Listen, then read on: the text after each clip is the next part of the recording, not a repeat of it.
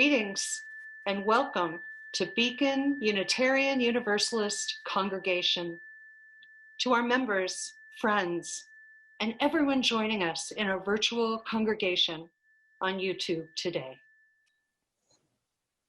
Hello, I'm the Reverend Robin Landerman Zucker, minister of this congregation, and I will be hosting our virtual worship service for today, December 6, 2020, with Worship Associate Char Tarashanti and with music from Roomie Wood and Rebecca Prizznick.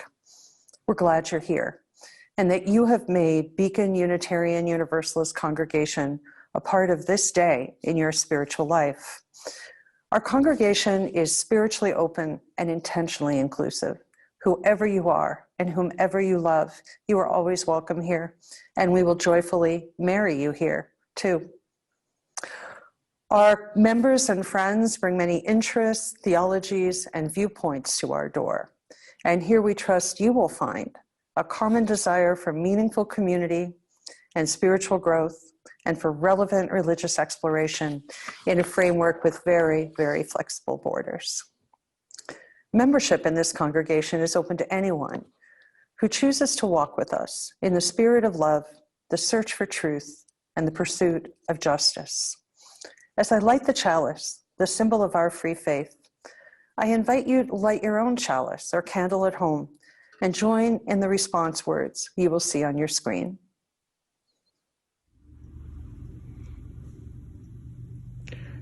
We light this chalice with a flame that draws us together. With this flame, we cut through the darkness of isolation and are warmed by the fires of our inner connection.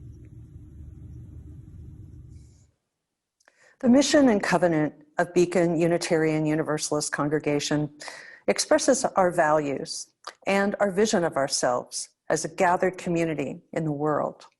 Please join me in saying the mission. You'll see the words on your screen.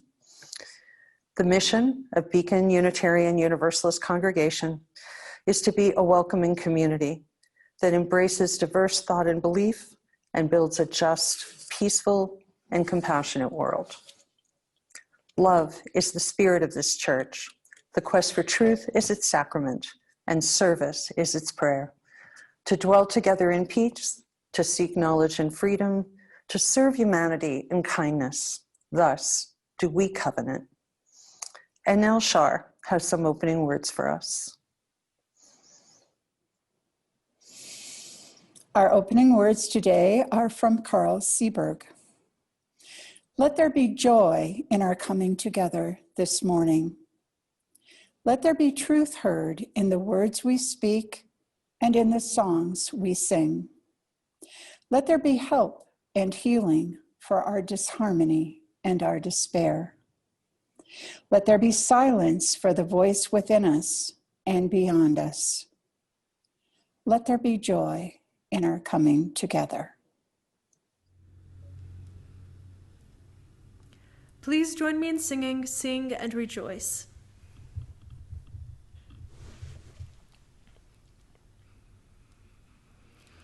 Sing and rejoice, sing and rejoice, let all things living now sing and rejoice, sing and rejoice, sing and rejoice, sing and rejoice, sing and rejoice, sing and rejoice, sing and rejoice, sing and rejoice, sing and rejoice, sing and rejoice, sing and things living now sing and rejoice.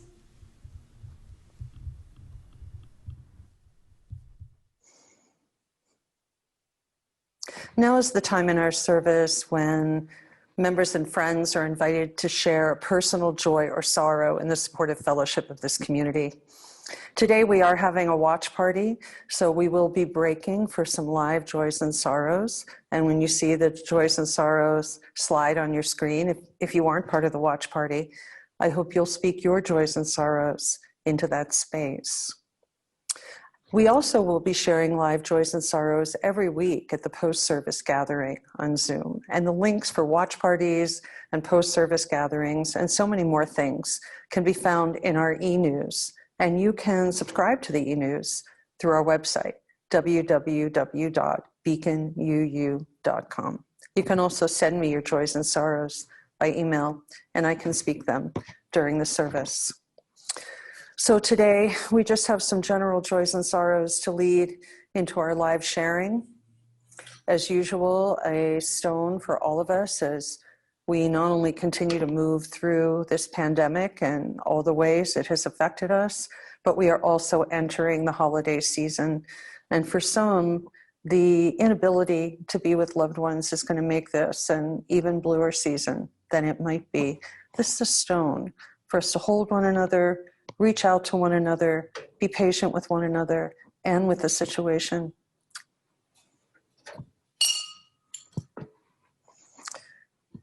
This stone is for all of the people who are helping us move through this time, the first responders, the healthcare workers, religious leaders, teachers, our friends, and our family. My stole today sort of represents that, all these people joining together to support us and us supporting them. Oops, I put this one in. They're slippery. And for all the joys and sorrows that remain unspoken because they are either too tender or too private to share, let us remember that everyone is fighting their own private battle. We know not what it is, but because we're human, we know it to be true. So let us be kind, compassionate, flexible, and forgiving with one another. And now we'll take a brief break and be right back after our live joys and sorrows during the watch party.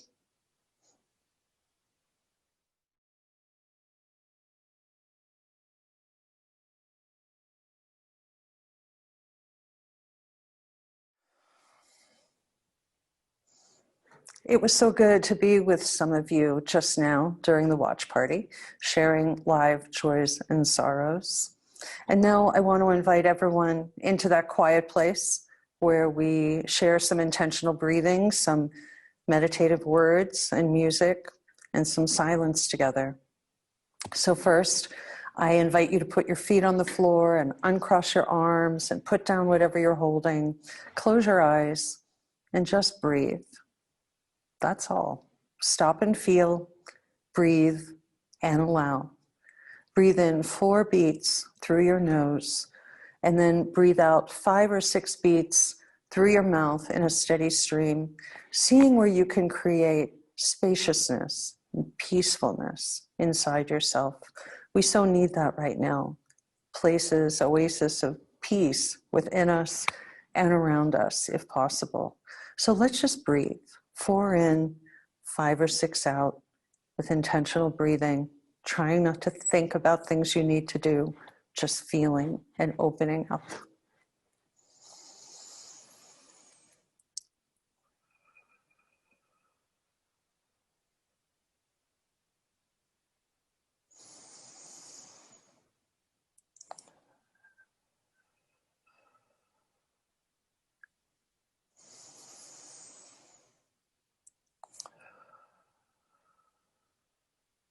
See if you can start creating that spaciousness in the crown of your head, and then move down an axis, down to the floor where your feet are planted, creating spaciousness and openness all along the way.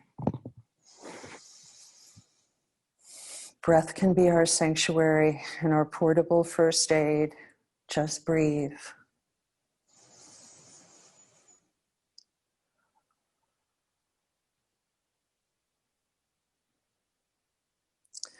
As you breathe, I offer these words by Wendell Berry from his Sabbath poems. Ask the world to reveal its quietude, not the silence of machines when they are still, but the true quiet by which birdsong, trees, bellworts, snails, clouds, storms become what they are, and are nothing else. Together, let us co-create a sacred silence where our hearts can listen to their own beating, stop and feel, breathe and allow, breathe in, breathe out. Feel your weight in your chair, trust it to hold you. Pour your silence into our larger silence. Let us continue to breathe together in silence as we hear the breathe in, breathe out meditation we've been using each week.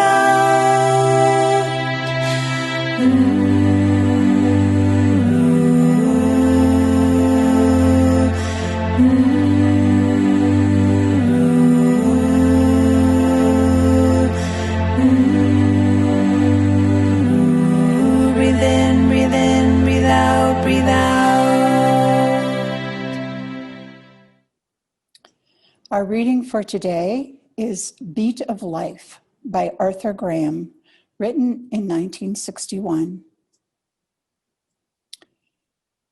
If none will sing of life, then I will sing its praise, not in the treble voice of youth, not on instruments of one string, nor happy laughing brasses, nor by cadence counting on drums, would I praise life, as those who sing hymns only to the sun.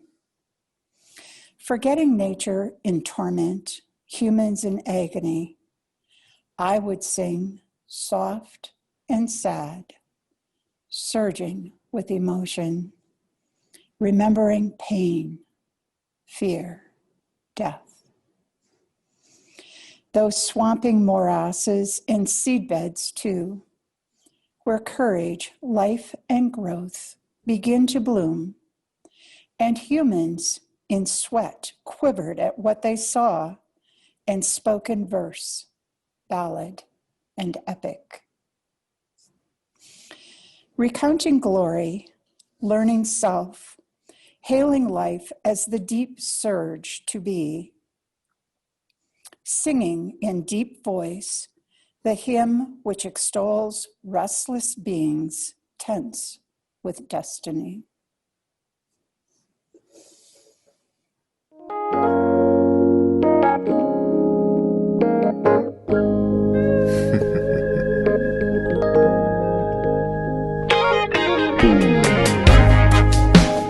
Understand why when life gets hard you start to cry. Now you can dry all those tears that comes through fears with his supply.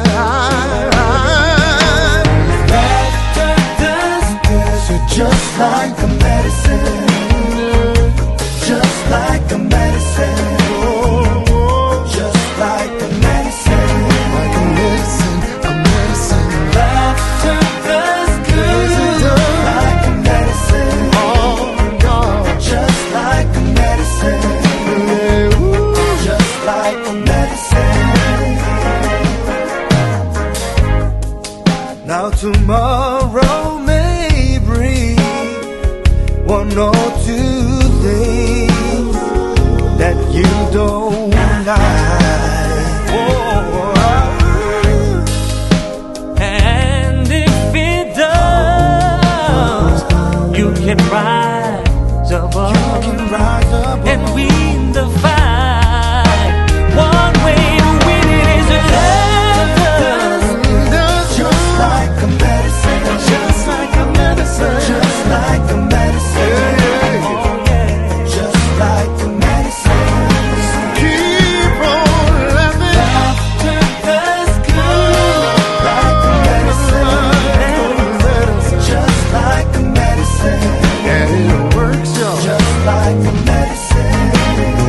So when they lie on, laugh about. When they talk about you, laugh about. When they scandalize your name, laugh about. That's when you take your medicine. Let it go down, let it go down. Laugh about. Let it heal your broken heart. Laugh about. Laughter will heal your broken heart. When you take your medicine. Now let me hear you laugh. Oh, in the good time, mostly in the bad time. Let it go just like medicine. Let it go down. Wipe the tears away. Come on, wipe the tears away. Let go of the tears away. Just like medicine. Let it go down. Let it go down. My sermon today is entitled, Can We Make Merry in a Suffering Season? How Laughter Helps Us Endure. Do you consider yourself an ethical and compassionate person with a mature sense of humor? Would you laugh if I showed you the photograph of an emaciated Auschwitz inmate or distraught immigrant child in a detention camp on the border?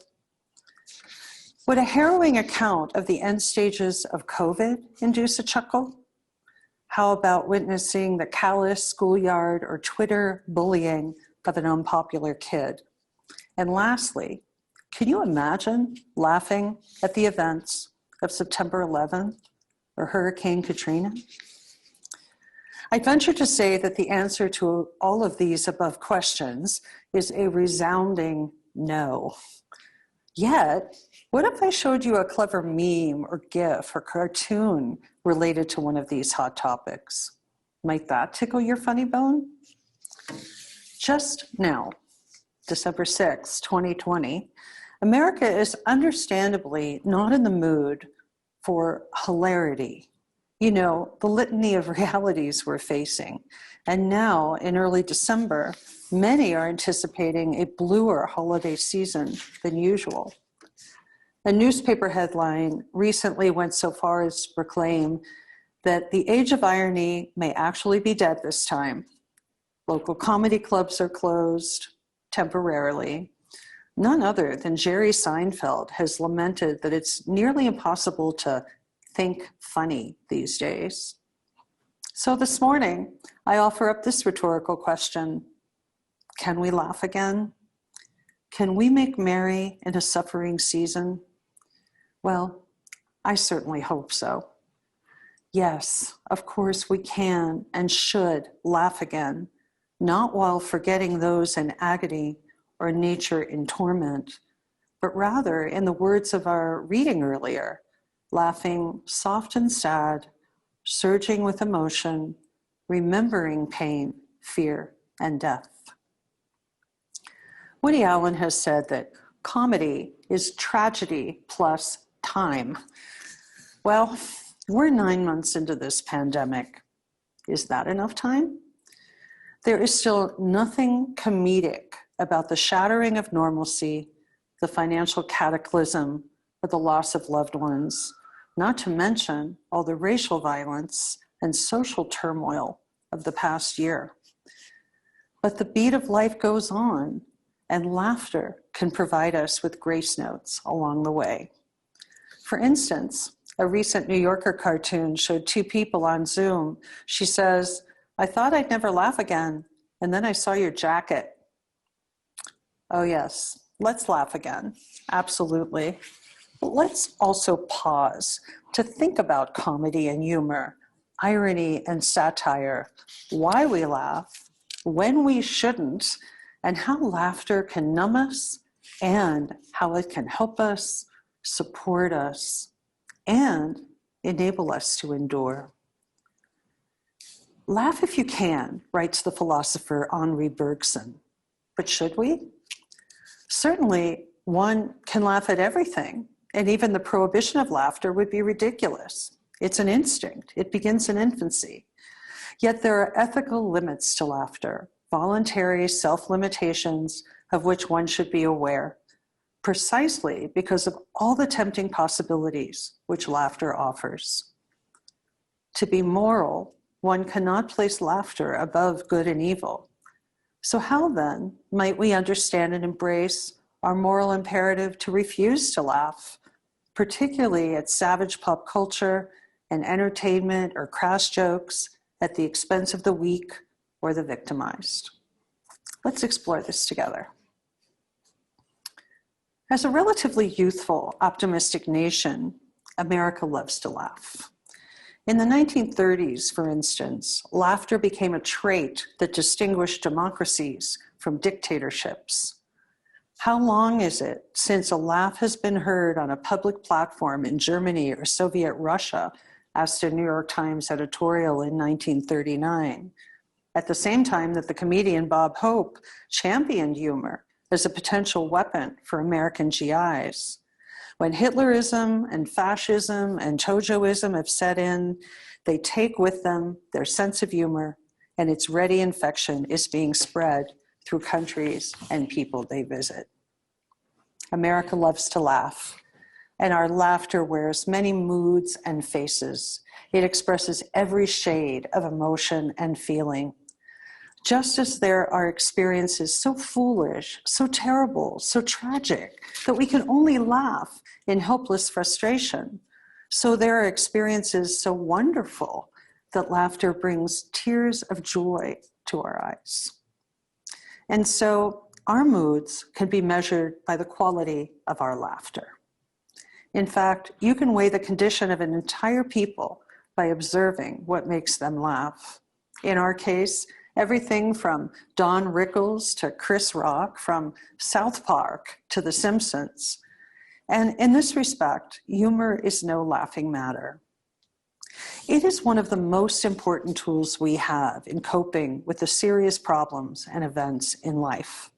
Case in point, one of my colleagues recently posted on Facebook that he, quote, won't agree to 2021 until he reads the terms and conditions. In his sermon on sacred humor, the Reverend Charles Henderson remarks on how our humor touches upon the most important topics under the sun. It touches on politics and science, sex and religion, life and death, good and evil. Comedians, like ministers, must wrestle with the most elementary questions. Commenting upon the importance of humor, one writer puts it this way: life is serious all the time, but living cannot be. You may have all the solemnity you wish in your neckties, he wrote, but in everything important you must have mirth, or you will have madness. Or as the philosopher Friedrich Nietzsche observed, the most suffering animal on earth invented for itself laughter, a tonic of relief against the inevitable pain of living. Humor can be a vehicle for the nastiest human impulses, crude racism, prejudice, and simple ignorance too. But in the best of humor, we learn to laugh at ourselves. For while it's perfectly human to deride one's enemies, it's divine to see the humor in oneself.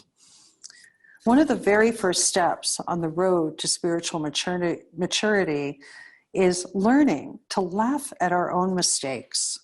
Only when we are in touch with our flaws and vulnerability can we really be open to the wonders and absurdities around us. We can even detect the link between laughter and life's ironies in the Old Testament story that tells of laughter's birth. God promised Abraham that a son would be born to his wife Sarah, but Abraham, being 100 years old at the time, fell on his face, laughing. What? A child be born to a man of 100 years old?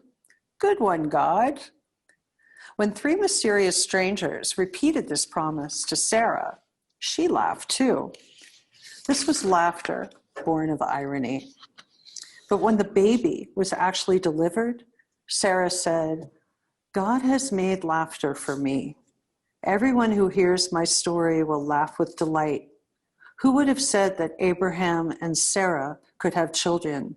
Yet I have borne him a son in his old age. And they named the child Isaac, the Hebrew word for laughter. This is how laughter was born of surprise and irony. To be aware and fully alive in life's surprises requires a deep sense of humor, the kind of humor which has a close affinity with faith. We too must keep our faith and our mirth in the face of this world's tragedies and disasters. In his book called The Culture of Pain, David Morris argues that we actually need some element of pain in order to create comedy. Morris readily acknowledges that pain certainly offers an odd, even perverse entry into the comic world. But comedy, suggests Morris, depends on the presence of pain, in part to keep the comic universe from spinning totally out of control. A comedy without pain, he says, is complete wish fulfillment, just like life without pain. Morris provides some fascinating insights into the pain of comedy with references to a variety of philosophical, theological, and psychosocial traditions. For instance, from Aristotle, we derive the dominant tradition that associates comedy with pure pleasure. He also defines comedy as evoking in the audience a sense of fearlessness and power over pain. The example that comes to mind is the comic mask, which is ugly and distorted, but causes no pain.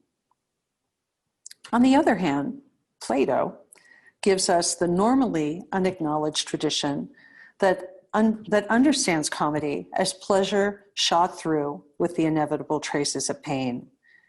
He identified the aggressive element in laughter, the odd mixture of anxiety and mirth embodied in the boundless laughter of what is called schadenfreude.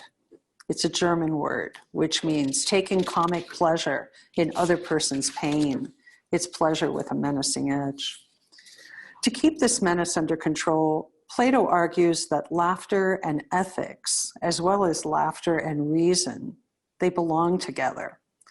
The boundless dynamic of laughter must be ethically tamed, or it remains inferior and repulsive beyond all human reason and human ethic. It's a dangerous laughter beyond good and evil. Scholarship is littered with other sober efforts of researchers to make sense of the giggles and the guffaws. My favorite is the question of whether Jesus had ever laughed, which so consumed medieval Christian scholars that the University of Paris devoted an entire conference to it in the 13th century. Did Jesus laugh? I wonder if he'd chuckle at this classic Jewish joke, one of those tribal jokes that is best told within the tribe, like Jews to Jews. How do you know for sure that Jesus is Jewish? Answer. He lived at home till he was 33. He went into his father's business, and his mother thought he was God. Somehow I think Jesus might have thought that was funny. Perhaps late-night king Johnny Carson hits the mark squarely when he asserts, comedy is a cruel business. Nonetheless, it's hard to imagine, especially in the wake of recent events, how suffering and pain under any circumstances, even under the guise of surreal satire, could serve as an appropriate catalyst for our laughter. All but the totally humorless among us acknowledge that laughter is full of positive possibilities. Medical research notes that a good chortle is like medicine. It can improve immunity, speed healing, ease depression and stress, improve our social skills, and can actually release natural pain relievers called endorphins from the brain.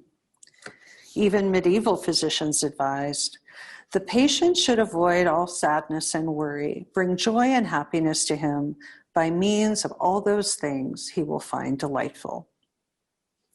Not surprisingly, modern researchers, as well as the writer and cancer patient Norman Cousins, he used Marx Brothers classics, not films like Fargo, to assess the therapeutic value of mirthful laughter while he was in decline. Laughing makes us feel alive. It helps us feel human. It heals and connects us, even virtually. In fact, one of my favorite go-tos for chuckles during this pandemic has been a Facebook page called the Unitarian Universalist Hysterical Society. Maybe you know it. The memes and posts there are so witty, and they capture some of our shared COVID experience.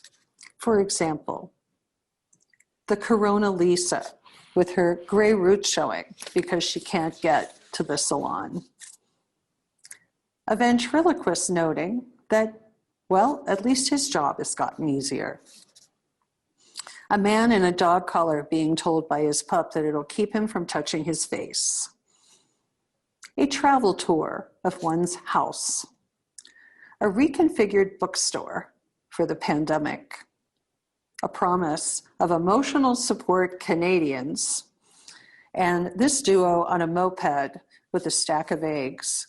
It's Friday the 13th, 2020. What could go wrong? Clever and laughter-inducing without being cruel or cringeworthy.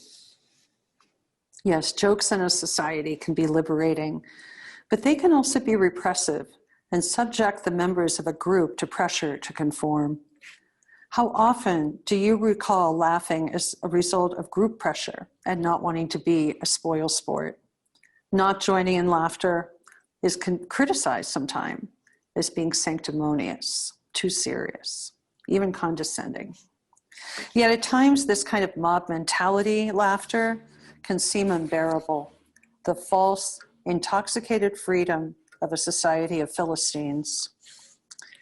Genuine comedy maintains its power even when it's stripped of redeeming social value and reduced to the lowest level of intellectual life. Twisted comedy actually kills off the drive towards true solidarity and can lower our threshold of shame, which previously made some forms of this comedy taboo.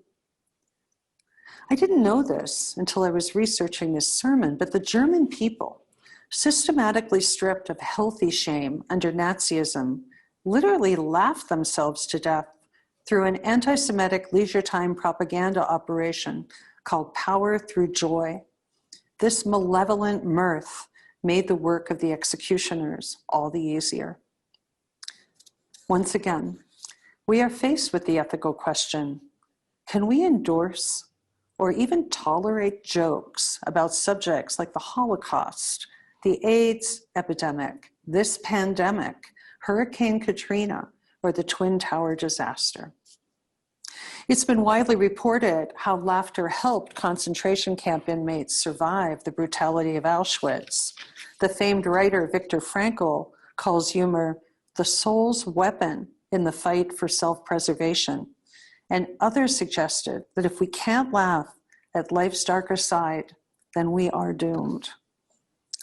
However, there is an acute difference between the act of laughing with, in benign camaraderie, or from a standpoint of shared suffering, and the act of laughing at, in the manner that is malignantly bereft of sensitivity to the profound suffering of the joke's object. Some of these tribe within a tribe jokes could be classified as laughing with because Everyone's a member of the same tribe. Jewish mother jokes, for example, or the practice known as the dozens among African Americans, or all of the you jokes around the web, including on the Facebook page I mentioned earlier, like this favorite. How many you-yous does it take to change a light bulb? Answer. We choose not to make a statement either in favor of or against the need for a light bulb. We're appointing a task force. However, if in your journey you have found that light bulbs work for you, that is fine. You are invited to write a poem or compose a modern dance about your personal relationship with your light bulb and present it next month at our annual Light Bulb Sunday service, in which we will explore a number of light bulb traditions, including incandescent, fluorescent, three-way, long life, and tinted, all of which are equally valid paths to luminescence. There is a glimmer of amusing truth there, isn't there? The writer, Helen Luke, tells us, those with a sense of humor do not laugh at a person. There is simply a feeling of delight in the ridiculous, wherever it is manifest, and this type of laughter does not condemn the other or oneself, but simply enjoys the sudden recognition of the loss of proportion in all our human conflicts and contradictions. It is a healing, not a destructive thing, a delight in life, in its comedies and tragedies, its seriousness and absurdities, the excellent absurdities. To be sure, life does not cease to be funny when people die, any more than it ceases to be serious when people laugh, said George Bernard Shaw. In fact, it could be argued that the deeper the sorrow is carved in our being, the more joy we can contain. Humor and laughter, they keep us healthy, grounded, hopeful, human. So we must laugh again, ethically, but wholeheartedly. Laughing will also help keep us humble. It will help us cope and connect. It may even release us from the bondage of time. If we don't laugh again, even through our tears, then I fear the pandemic will have succeeded well beyond killing people by terrorizing our spirits. Where might we find this laughter amidst our pain? Well, the poet Galway Cannell has one idea. He explains, crying only a little bit is no use. You must cry until your pillow is wet, and then you can get up and laugh. Then you can jump in the shower and splash, splash, splash. Then you can throw open your window and shout, ha ha, ha ha. And if anyone says, what's going on up there? Ha ha, sing back. Laughter was hiding in my last tear. I wept it. Ha ha. So maybe it be for us. Blessed be, blessed we, and amen. Please join me in singing We Laugh, We Cry.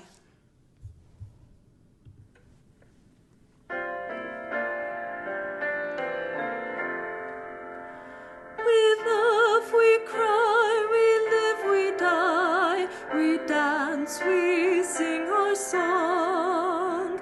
We need to feel there's something here to which we can belong. We need to feel the freedom just to have some time alone. But most of all, we need close friends we can call our very own. And we believe in life and in the strength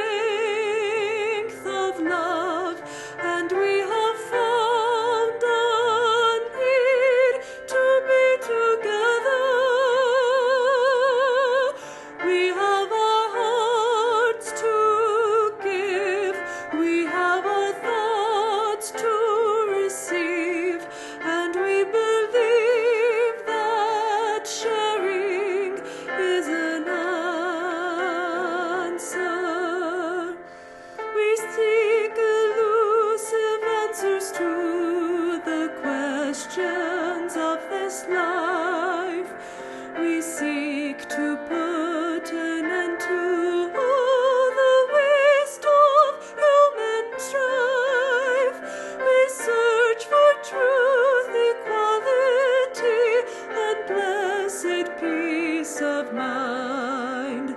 And then we come together here to make sense of what we find. And we believe in life and in the strength of love. And we have found a joy being together. And in our search for peace, maybe we'll finally see, even to question truly is an answer.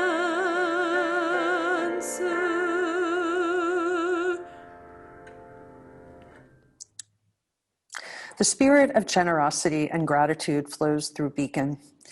Each week, whether we are here in our sanctuary on 510 North LaRue Street or we're here in our virtual sanctuary on YouTube, we take an offering to support Beacon and our programs. There are two ways for you to make a donation. You can go to our website, beaconuu.com, find the donate button, and make a secure online donation through the Venco application. We ask that you use your bank account rather than a credit card because it will save us some fees and there will be more for Beacon. You can also send a check to 510 North LaRue Street, Flagstaff, Arizona, 86001 with offering in the note. Either way, we so appreciate your generosity during this challenging time. And finally, when we are here together, we hold hands at the end of the service, we form a circle, and we feel, physically feel, tangibly feel the warmth and power and connection of this community. Since we've gone virtual and we've been doing these services on YouTube, we continue the practice virtually. So I ask you to imagine that we are together in the sanctuary, holding hands, feeling that power, feeling that love, feeling that connection. Because wherever we are Beacon, always connected. Stay safe and well. Blessed be, blessed we, and amen. And Char has some closing words for us.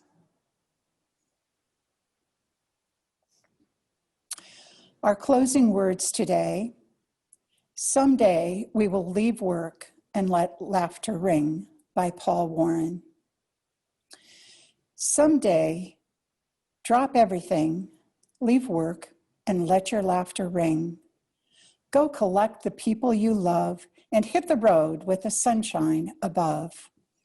Turn your music loud and only play those things you love right away. See the world as it passes by and drive with the beach nearby as the smile on your face lights up the sky.